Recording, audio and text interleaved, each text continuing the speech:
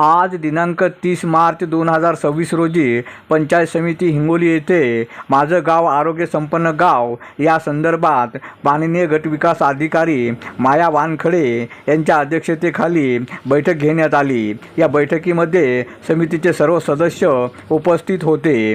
त्यामध्ये तालुका आरोग्य अधिकारी डॉक्टर गणेश जोगदंड, सहाय्यक गटविकास अधिकारी विष्णू भोजे, विस्तार अधिकारी डी घुगे, पत्रकार अरुण दिपके, शारदा मस्के, नांदे, चंद्रकांत पाईकराव, डॉक्टर आलोक गट्टू यांची उपस्थिती होती। अरुण दिपके, TV7 हिंगोली।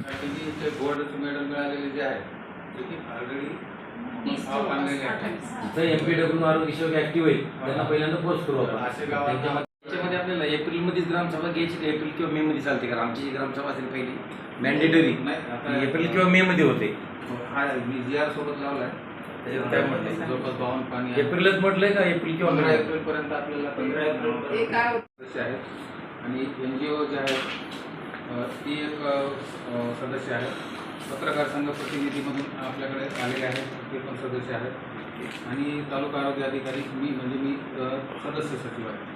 तर त्या अनुषंगाने आज ही आपली पहिली सभा होत आहे। तर 1 एप्रिलपासून ह्या अभियानाला सुरुवात होणार आहे।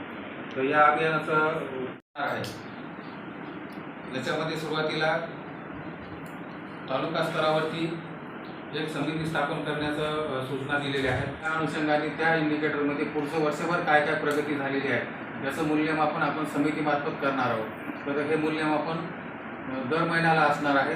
त्यावेळेला आपल्याला सूचना प्राप्त होतील, त्याप्रमाणे आपण त्याचं मूल्यांकन करून मग त्या ग्रामपंचायतचं जे काय प्रगती झालेली असेल त्याचं मूल्यांकन करून त्यांना ते गुण द्यायचे आहे।